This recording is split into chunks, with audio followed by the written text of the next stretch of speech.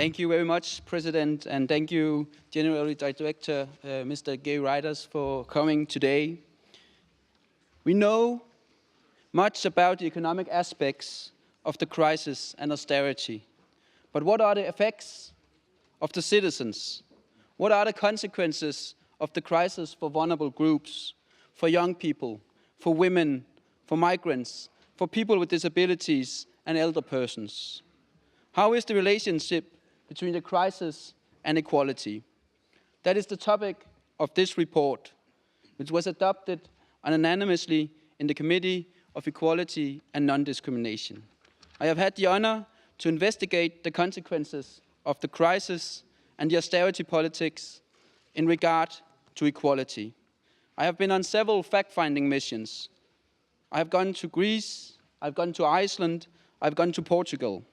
Our Committee on Equality and Non-Discrimination has held several hearings in preparation of this report. We have done that with participation of Mr. Mutniks, the Commissioner for Human Rights of the Council of Europe, Mr. Caseda, President of the European Committee for Social Rights, and Mr. Cercas, Rapporteur of the European Parliament on the Troika. Last October, I had the honor to participate in the high-level conference of the European Social Charter in Turin.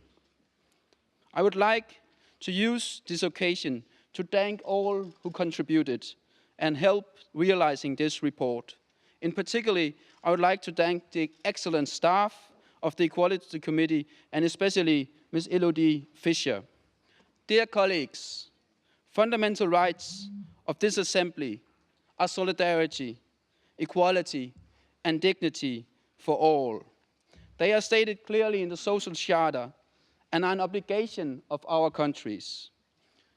Mr. Secretary General Jagland said it clearly when he stated the crisis and austerity should not allow us to accept to sacrifice the more vulnerable.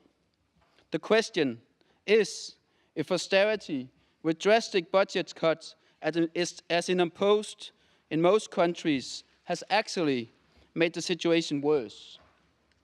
Our plenary is not the only place where this discussion is taking place. It was surely a discussion in the recent Greek elections. Austerity can at times be necessary, but not all austerity measures are compatible with human rights standards and values, as this report emphasizes. Basic human rights has been violated during the crisis. Both the Council of Europe Commissioner of Human Rights and the former UN High Commissioner for Human Rights, Madame Pillay, has pointed out that the cost of the crisis has not been borne by those who primarily were responsible for the crisis, but those who were the least able to absorb them. Recently, the studies of the French economist, Mr. Piketty, have started a worldwide discussion on growing inequalities in our societies. It is crucial for me to state that there are individuals who suffer, to state that individuals have not had their basic rights secured. We have a young generation that for the first time since the World War II is facing worse conditions than their parents. In several countries, we see unemployment rates for young people at around 50%. In many countries, the young and educated are pushed to leave their countries to look for job opportunities. These young people, they didn't create the crisis, but they suffer severely consequences and are in danger of losing their hope in the future as they are faced with poverty and social exclusions. We are endangering the future of Europe by marginalizing the youth.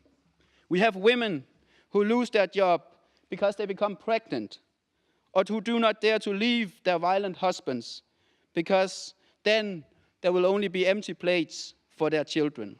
Women are faced with more unsecure employments, forced to work part-time, or feel themselves forced to accept sexual harassment in order to keep their job. We have disabled citizens who no longer receive a helping hand. Cuts have affected the assistance programs for many people with disabilities in many countries. But it has also limited the possibilities for these people to access our society. We have elderly people who never got the calm life they dreamed of after a hard life of working. In many countries, pension has been cut and the price of healthcare has gone up.